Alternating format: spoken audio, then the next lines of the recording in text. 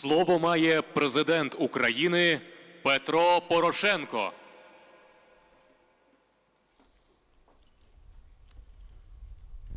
Шановні пані і панове, дорогі співвітчизники, 75 років відділяє нас від жахливого травневого ранку 1944 року, коли почалося жорстоке, несправедливе, принизливе вигнання кримсько-татарського народу зі своєї батьківщини. І лише декілька днів знадобилося радянському режиму, щоб повністю змінити ход історії. Ход історії цілого народу – кримських татар. А повернення ж додому затягнулося на довгі десятиліття. Кримський татарський народ зазнав катастрофічних втрат внаслідок депортації.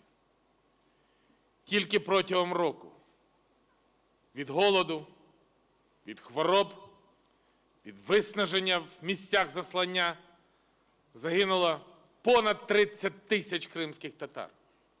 Але ж реальний розмір втрат важко встановити, бо як робилася офіційна статистика в Радянському Союзі, не слід зараз вже й нагадувати. Я не один раз наводив слова генерала Петра Григоренка. Він в 1968 році, коли закінчилася хрущовська відлига і саме почалися брежнєвські заморозки, не побоявся виступити на захист кримських татар і назвав речі своїми іменами. Те, що з вами зробили в 1944 році, має цілком певну назву. Це чистісінької води геноцид. Один із найтяжчих злочинів проти людства. І з очевидним на ціле десятиліття запізненням, лише 12 листопада 2015 року парламент України нарешті визнав депортацію з Криму кримських татар в 1944 році геноцидом кримсько-татарського народу. І я пишаюся, що це сталося за часи мого президентства. А чого вони чекали до цього? Чому не було політичної волі? Чому не було можливості сказати правду народу і світу? І, до речі, 9 травня Сейм Латвії прийняв заяву щодо вшанування 75-річчя депортації кримських татар і підтримку політики невизнання незаконної анексії, в якої в цій заяві депортація кримських татар в 1944 році теж визнана геноцидом. І це є наша велика подяка народу, уряду, парламенту Латвії. І це є перші кроки при визнанні геноцидом по всьому світові. Впевнений, що це лише початок міжнародного засудження цього страшного злочину. І я з болем відчуваю, як важко вам було знову опинитися в обіймах російського режиму. Режиму, який є спадкоємцем сталінського режиму, який за своєю сутністю майже таким самим, як і радянський, а відтак не менш цинічним, не менш жорстоким і не менш злочинним. 5-й рік поспіль кримсько-татарський народ позбавлений можливості вільно, без утисків, вшановувати пам'ять жертв геноциду кримсько-татарського народу в окупованому Криму. 2015 рік закінчився притягненням до адміністративної відповідальності окупантами активістів за організацію траурного мітингу. І не піддаючись тиску, в 2016 році незламний і вільнолюбний кримсько-татарський народ змінив тактику вшанування жертв депортації.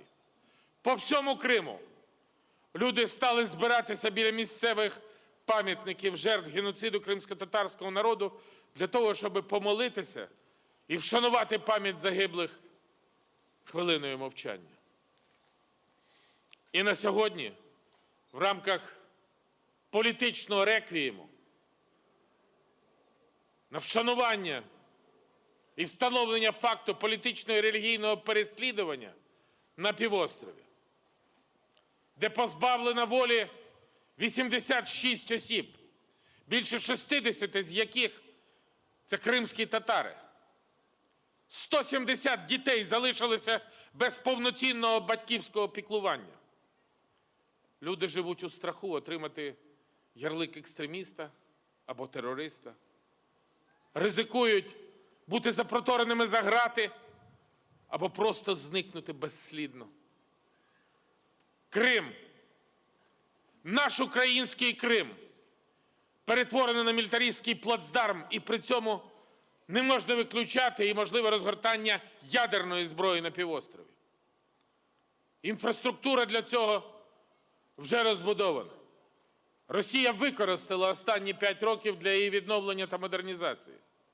І в цьому контексті зусилля української влади мають бути спрямовані на збереження і примноження рівня світової підтримки України в її боротьбі проти російської агресії і незаконної анексії Криму.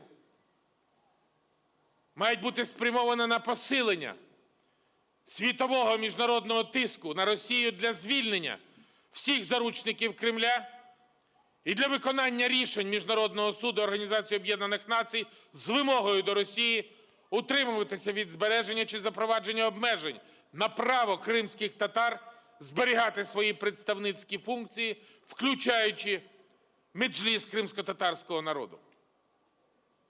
І для врешті-решт повного визволення території України від російської окупації.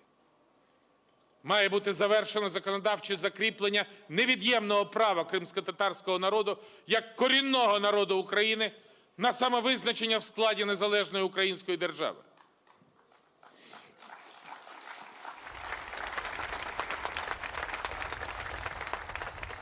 Сподіваюся, із внесенням змін до Конституції України щодо визнання закріплення права кримськотатарського народу на національно-територіальну автономію в складі української держави, я твердо переконаний, що ми лише посилимося в наших прагненнях про відновлення державного суверенітету України над Кримським півостровом. І ми будемо спиратися в першу чергу на споконвічну єдність українського і кримсько-татарського народу.